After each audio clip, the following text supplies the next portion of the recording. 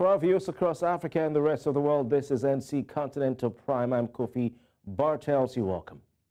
First up, Nigeria's President Bola Tinubu has congratulated Governors Hope Uzodinma of Imo State, Douye Diri of Bayelsa State, and Governor-elect Usman Ododo of Kogi State on their victories in the 11 November governorship elections in their respective states.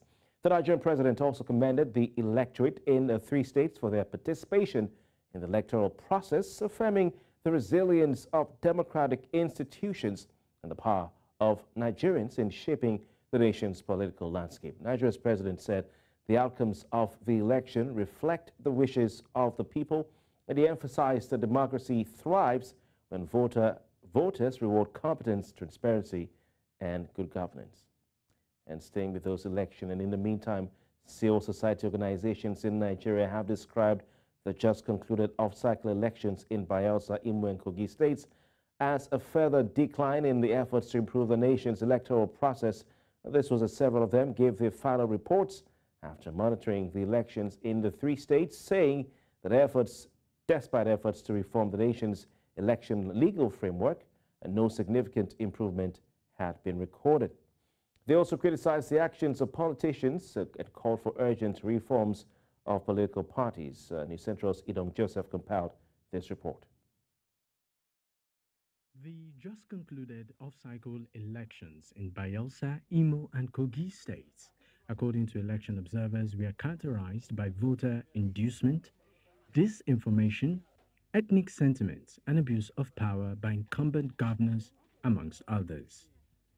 These features have become more disturbing than before, as they have shaped the environment of Nigeria's democracy, with the nation's electoral body taking the blame. Making it clear to the political parties that they are the problem. But we'll keep to encourage them by diverting attention from what they are not doing right to looking at problems or failures in other institutions of society. And they are doing all their best to delegitimize the electoral process in this country. Every time you make reform, they find a way of going around it. We are concerned about the continuous decline in the quality of our elections and the penchant to lower the integrity standards of our elections, irrespective of reforms introduced by INEC and progress made in reforming our election legal framework. There is a need to separate the unpredictable technical failures that are due to the operational, logistical, and infrastructural challenges of electoral administration in the country on the one hand, from the politically instigated failures attributable in the main to deliberate manipulation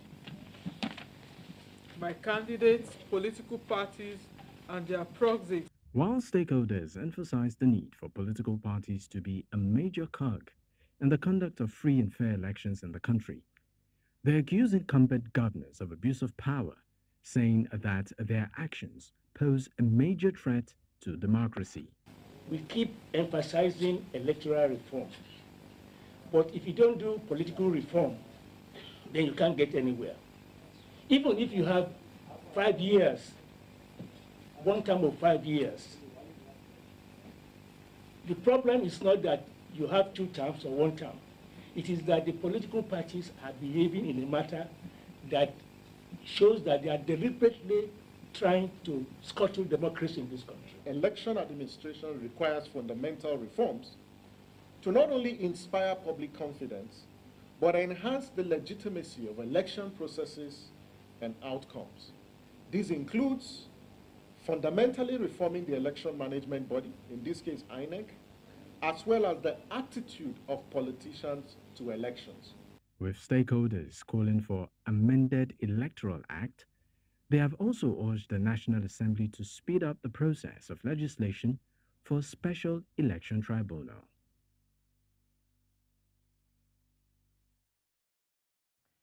The incumbent governor of Bayelsa State and governorship candidate of the People's Democratic Party, Douye Diri, has been declared the winner of the state governorship election held on Saturday, November 11, 2023. Returning officer, Prof Faruq Kuta, who is also the Vice Chancellor of the Federal University of Technology, Minna, announced Diri winner of the poll at the State Collation Center on Monday. Diri polled 175,196 votes to defeat his closest rival, Timipre Sylva of the All Progressives Congress, who garnered 110,108 votes, while the Labour Party polled 905 votes. Our correspondent Bernard Akede joins me live now from Bayelsa State to bring us up to speed with what's happening in the latest developments. Bernard, good evening to you. Thank you very much for your time. Good evening, Kofi, and it's good to say finally it has come to an end. All right, interesting. What's the mood like in Bayelsa State after the announcement of the election result and the declaration of a winner? I know I have used this phrase one time too many, but I'll use it again. The mood is comme ci, comme ça, like they say in French, like this, like that. And the reason I'm saying that is because there are those who are loyalists and faithful to the People's Democratic Party, the ruling party, PDP, of which the governor belongs to. Those people have been in jubilation and celebratory mode all through, even before the results were announced, right from yesterday night, leading up until this morning and afternoon, and through the heavy downpour this afternoon. But for those who are on the losing side, so to speak, for example, the opposition, All Progressives Congress, the APC, it's been bitter tears since the results were announced. If you remember, while the collation was going on, when the numbers were announced, the representative or the let's say the official of the All Progressives Congress who was there representing the party said that he and his party rejected the results, and for that reason, he did not sign the final score sheet. And so in Yenagoa, the capital of the state, there's been celebrations going on in different places, but in places that are APC strongholds, it's been sadness all through. And I won't be surprised if once again we hear the songs of going to court. Interesting. Just run us through the processes and the intrigues that led up to the announcement of those results, because we know that as at this morning or as at last night, we still did not know who had won the Bayelsa governorship election. There was some issue, if I'm not mistaken, with a Nembe local government area where you had some INEC officials abducted. And some asking other parts, those in the other parts of the world, the outside world, asking, with Bayelsa State with just 8 local government areas, why did it take so long to get these results announced? All right, that would probably entail a bit of geography. To start with, Bayelsa is a state that is surrounded by water. It's one of the states that's in the southernmost part of the country. And because of that, you have the ocean, at the bottom, and then you have rivers and distributaries between the states. So there's certain local governments that one has to cross the water, like around Nimbe area and southern Ijo. And then when you get to places like Brass, where you have to actually cross the ocean to get to the island, which will take you about an hour, 30 minutes or more across the sea, depending on the speed of your boat. There's also some challenges there. Now, these 2 local governments are strongholds of the opposition All Progressives Congress, APC. So to that regard, there were those who were hoping that these 2 local governments, because their results had not come in yet, that they may cause some kind of upset in the collation and calculation of the results.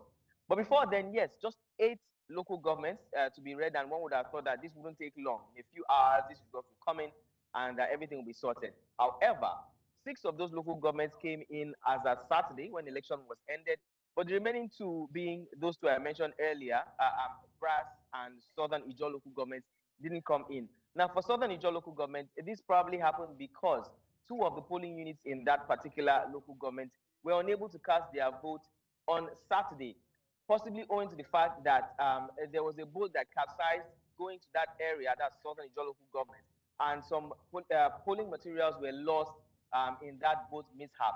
Luckily enough, no electoral officer, there was no casualty of any electoral officer. All of them are safe and alive.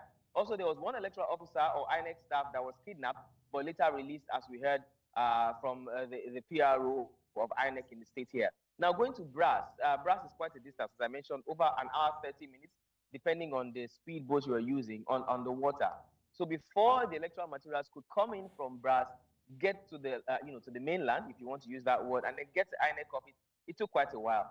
So that also, added to the time lag between when election took place and when these materials eventually got to INEC office. But lo and behold, the electoral materials did get to INEC office, collation took place, and then we had the results, which eventually was read. And as they say, the rest is history. But of course, this didn't happen with some level of drama at the INEC Collation Center today.